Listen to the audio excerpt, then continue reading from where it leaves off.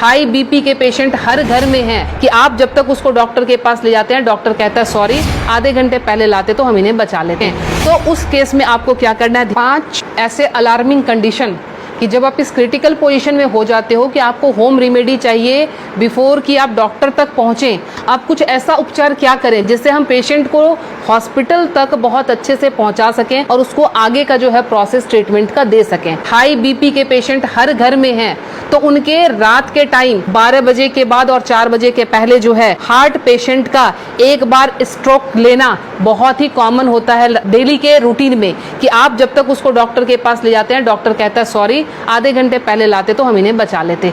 तो वो time spam आपको कैसे बढ़ाना है ताकि हम मरीज को ट्रीटमेंट दे सकें। तो उस केस में आपको क्या करना है, ध्यान रखें ये जो हमारे फिंगर्स के सामने ये नाखून जो मैं पॉइंट कर रही हूँ, इस पॉइंट को आप लोकेट करके ध्यान से देखें, ये हमारे बाइलेटरल है, मतलब दोनों ही हाथों की उंगलियों पे हम इसको इस्तेमाल कर सकते हैं। जब भी आपको लगे कि कोई पेशेंट बिल्कुल उसका जो है बीपी बहुत हाई चला गया है और आपको डॉक्टर तक जाने के पहले अगर उसको स्ट्रोक ना आ जाए, लाइफ उसकी खत्म होने से बचाने के लिए आपको सिंपली क्या करना है, आप कोई भी पिन ले लेंगे, पिन लेके आप उसको सिंपल कि जिस तरह से हमने पिन लिया, आप घर में सेफ्टी पिन ले सकते हैं क्योंकि उसको थोड़ा सा आपने डिटॉल या उसे स्टरलाइज कर लेंगे। स्टरलाइज करने के बाद सिंपल आप यहाँ पे प्रिक करेंगे और प्रिक करके यहाँ से आप थोड़ा सा ब्लड जो है इस तरह से 5 to 10 ड्रॉप्स इस तरह से निकाल देंगे। ये ध्यान रखें, ये बहुत ही इमरजेंसी केस है और ये करते ही आपके पास पेशेंट के लिए एटलीस्ट 3 से 4 घंटे मिल जाएंगे कि आप उसको डॉक्टर तक सेफली पहुंचा सकते हैं और वहां उसको ट्रीटमेंट मिल सकता है। दूसरा काम, अगर ये भी करने की हिम्मत आप में नहीं है, फ्रिज का ठंडा दूध 1 गिलास उस पेशेंट को पिला दें। ठंडा दूध पिलाते ही आपके पास ड्यूरेशन बढ़ जाएगी, आप 2 घंटे तक हॉस्पिटल के अंदर उनको लेके आप जा सकते हैं। ध्यान रखें। दूसरी हमारी अलार्मिंग कंडीशन जो होती है वो होती है एसिडिटी की। एसिडिटी समटाइम्स इतना हाई हो जाता है कि रात को सोना मुश्किल, सीने में जलन और भारीपन, उस केस में भी लगता है जैसे हमें हार्ट की प्रॉब्लम आ रही है। उसमें क्या करेंगे उस केस में कि हमने इस पॉइंट को, एसिडिटी के केस में आपने इस पॉइंट को लेना। पॉइंट लोकेट कैसे करेंगे, तो आपने इस तरह से अपने थंब के इस वाले पॉइंट को, फर्स्ट पोर को यहाँ से मेजर कर लेंगे, खोल के यहाँ से मेजर करके आपका जहाँ ये टच हो रहा है यहाँ से आपने इसको प्रेस करना शुरू किया। 20 to 30 टाइम्स इसको आप डीप प्रेस करेंगे। एसिडिटी बन रही है या फिर सर दर्द हो रहा है एक्सट्रीम पोजीशन पे, आपको उस समय वो रिलैक्स देना शुरू कर देगा क्योंकि जब जलन होती है आपके बब्स निकलते नहीं है, इसीलिए वो यहाँ पे अटैक कर रहा होता है जिससे पेन आना शुरू हो जाता है। तो आपको क्या करना है, इसको प्रेस करेंगे, आपको रिलैक्सेशन होना शुरू हो जाएगा। तीसरी चीज, हमारे मोशन सिकनेस या हम ट्रैवल कर रहे हैं तो हमें वॉमिटिंग आती है या जनरल केस में भी अगर वॉमिटिंग आती है या नॉजिया रहती है, वॉमिटिंग टेंडेंसी, वॉमिटिंग आ नहीं रही है बट ऐसा लगता है कि वॉमिटिंग आएगी, इस केस को हम कैसे हैंडल करेंगे।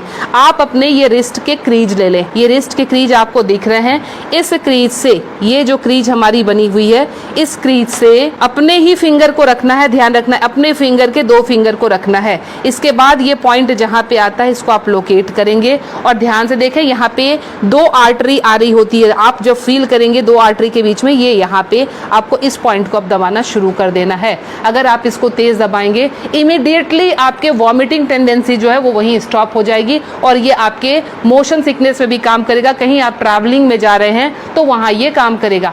अब मोशन सिकनेस को रोकने के लिए घरेलू उपाय क्या करें। पुराने ज़माने में ध्यान है आपको 10 पैसे के और 5 पैसे के सिक्के मिलते थे। वो सिक्के अगर आपके पास हैं तो सिक्के को सिर्फ मुंह में रख लेना है, कुछ नहीं करना है।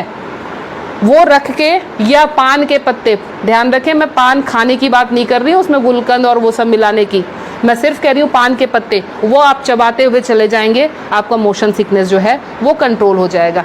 तीसरी चीज़ जो आती है एलर्जिक अस्थमा की, मतलब एक ही आपको स्ट्रोक आया और आपके जो है बिल्कुल सांसें फूलनी शुरू हो गई, सांस नहीं आ रही है, हेवीनेस आ रही है, उस केस में आप क्या करेंगे, अपने नाक को खोलने के लिए ताकि ब्रीदिंग आपकी एकाएक स्टार्ट हो जाए, आप अपने हाथ को लेंगे और इस तरह से नाक को सटाएंगे। नाक की टिप जो है हाथ के जिस पार्ट को टच कर रही है उसको दबाना शुरू करेंगे और ये बहुत पेनफुल होता है, ध्यान रखें। आप अपने आप भी इसको दबा नहीं पाएंगे, बहुत ज़्यादा पेन होता है। हमने पेशेंट को ऐसे किया, ये टिप जहाँ पे आया, और ये 90% पेशेंट को ये पेनफुल वैसे भी होता है। आप उठा लीजिए, अब ये यहाँ पे इनका टच हुआ था, ये जब हम दबाएंगे 90% पेशेंट को वैसे भी, क्योंकि हल्के हल्के एलर्जी की प्रॉब्लम इन दिनों महामारी के बाद लंग्स सबके वीक हुए हैं, तो सबके जो है ये प्रॉब्लम रहती ही रहती है। लास्ट में आपको बता रही हूँ इंसोम्निया के लिए, नींद नहीं आती है उस केस में आप क्या करेंगे। नींद नहीं आने के केस में हमने क्या करना है कि ये हमारा ईयर लोब है, ये पूरा सेक्शन जो है ये ईयर लोब का है। रात को आप क्रीम या तेल लेकर इस सेक्शन की इस तरह से हल्के हल्के हाथों की मसाज देंगे। ये हल्के हल्के हाथों की मसाज देंगे, इससे आपको नींद आनी अच्छी शुरू हो जाएगी। साथ में और क्या इंक्लूड करें, हमारा जो टॉप ऑफ द हेड है, बिल्कुल सर का ऊपरी सिरा, यहाँ पे आप टैपिंग करेंगे। टैपिंग करने का मतलब हल्का हल्का आप इसको ठोकते जाएं, ये इसको वाइब्रेट करें। वाइब्रेट करने का मतलब आप यहाँ से जो है एनर्जी हमारे जा रही है नीचे, क्योंकि आपको पता है ये माउंटेन बना हुआ है, यहाँ से एनर्जी का फ्लो शुरू होता है, तो ये एनर्जी जो है पूरी जगह जाएगी और आपको बिल्कुल काम कर देगी, शांत कर देगी। तो ये 5 अलार्मिंग पॉइंट्स आपको हमेशा के लिए याद रखना है। पता नहीं आज आपने देखा, भूल गए, कल आपको जरूरत पड़ जाए, तो इसलिए आप प्लीज़ इसे सेव कर लें, अच्छे से देख लें और समझ जाएं और अपना ट्रीटमेंट एमरजेंसी केस में ज़रूर कर लें। मैं लीना श्री ज्ञान, naturopathy and alternative therapy expert, नई दिल्ली से। मुझसे मिलने के लिए करनाल प्लस से संपर्क करें।